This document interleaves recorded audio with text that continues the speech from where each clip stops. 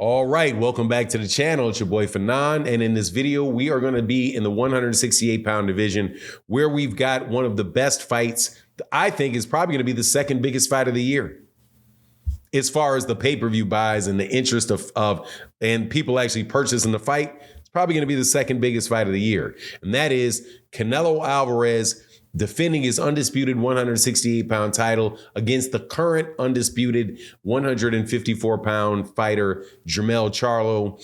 There's a lot of people that are treating this fight as if it is a foregone conclusion.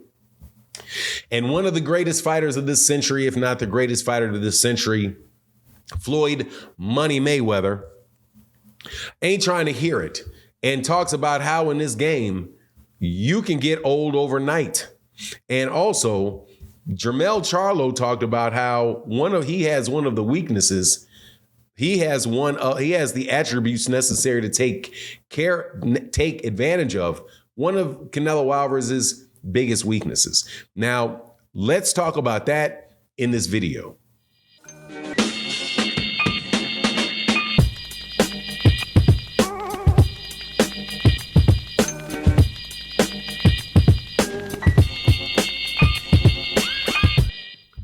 All right, welcome back to the channel. It's your boy Fanon, and in this video, we're going to talk about this fight coming up on September 30th, and that is the big pay-per-view fight between Canelo Alvarez and Jermell Iron Man Charlo, two of the best fighters in boxing.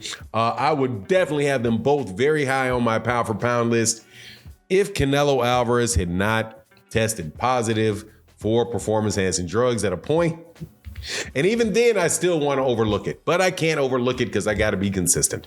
I do like Canelo. Cannot lie. People are constantly on this channel telling me who I'm a hater of. But no, I like Canelo Alvarez just like I like Terrence Crawford. However, that doesn't mean I'm not going to tell you. That doesn't mean that I'm not going to tell you what I think in scenarios that involve them. That's just how it works.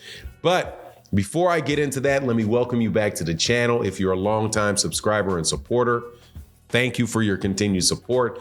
Thank you for your support in the super thanks of videos like this. And it's because that is the best way that you can support and sponsor videos like this so we can continue to put the content out. And if you're new to the channel, thank you for showing up. If you like it, subscribe. If you don't subscribe and hit the thumbs down button. But if you do like it, subscribe, hit the bell icon so you can be notified of all videos, because by default, it's not on all. So people ask, hey, why didn't I get notifications? Because you have to go click that subscribe button, go to the all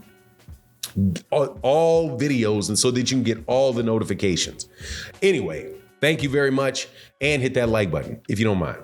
But let's get into this because, man, look, I got one of my favorite people to talk about boxing with in the YouTube fanosphere is I think I'm gonna quote that, the YouTube fanosphere. I don't like the YTBC YouTube boxing community because really it floats over into Twitter, it floats over into Instagram, it floats over into conversations that take place on email, on the phone with certain people, right? If I'm really cool with you, we'll chop it up on the phone or we'll chop it up on in an email. But one of my favorite guys to talk boxing with is Kamal Oz, and Kamal Oz called this fight between Errol Spence Jr.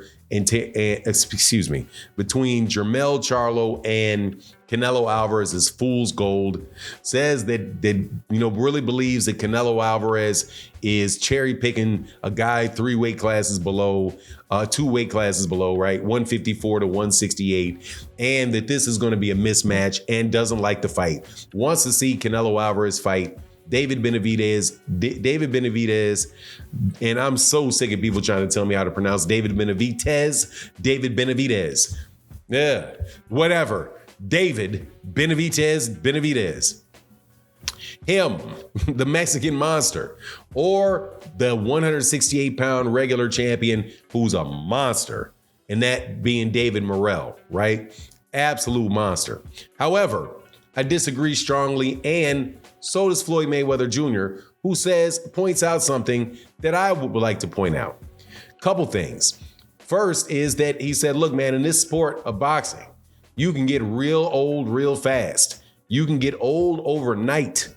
with all the wear and tear that you have in fights. And he said, how many fights does Canelo Alvarez have? 60 plus fights. 60 plus fights, being a professional for 15 years. You can get old overnight. And although Jermell Charlo is the same age, Jermell Charlo does not have the wear and tear that he has. And as a result, bro, this is a fight that most definitely Jermell Charlo can win. Although I favor Canelo Alvarez to win the fight, I know Jermell Charlo is most definitely a live dog.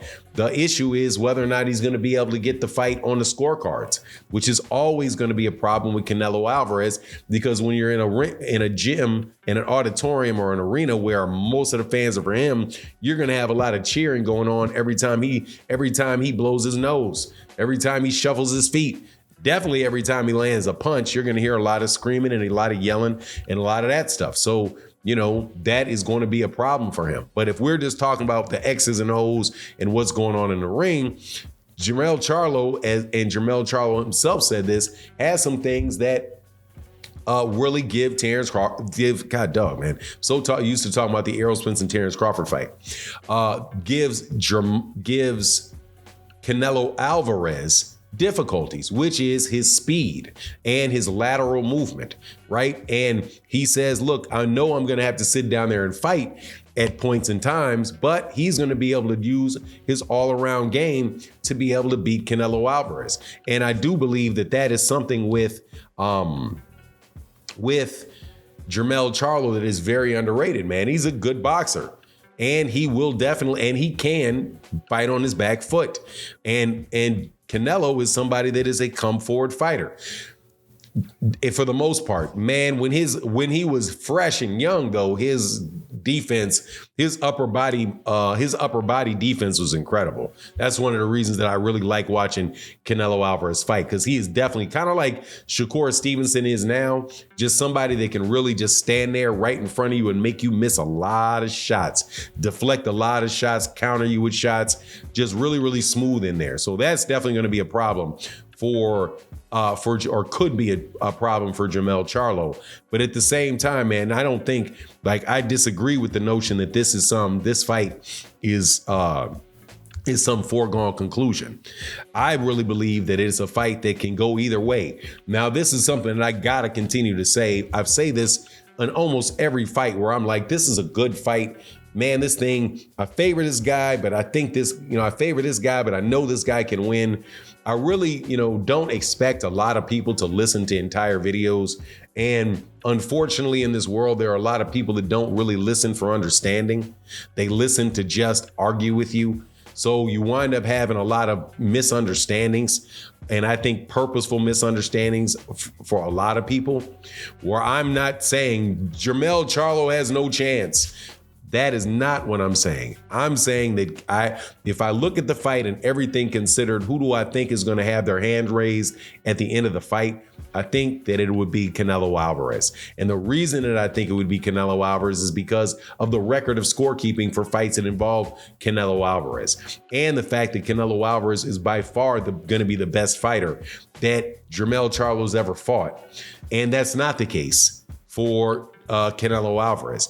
Canelo Alvarez has fought several fighters that I believe are on the same level as a Jermell Charlo, and I mean has beaten several fighters that I think's on the level of a Jermell Charlo. The one specifically that I think are on the level is Erislandy Lara, even though many people think Canelo lost that fight, but Erislandy Lara is a terrific fighter. Those definitely lost to Floyd Mayweather, but he was in the ring with Floyd Mayweather and was able to compete. He lost a lopsided fight, but in my opinion, but still, he's been in the ring. He's fought at that level. Gennady Golovkin is somebody who, for me, the book is out on him historically, but we would have to say that the general consensus was that he was a very, very top level fighter. There are also good fighters. I don't necessarily know if Daniel Jacobs is quite at the level of a Jermell Charlo, but somewhat close to that. He lost to Bivol. Bivol is considered to be a top fighter by a lot of people. So there's a lot of the experience. There's a lot of great, very, very good and great fighters that Canelo Alvarez has been in the ring with, and he can draw upon that experience. And I don't take that lightly when I'm considering who I think is going to win the fight. But anyway, that's my take on the matter. You let me know what you think in the comment section. And with that, I'm out. Deuces.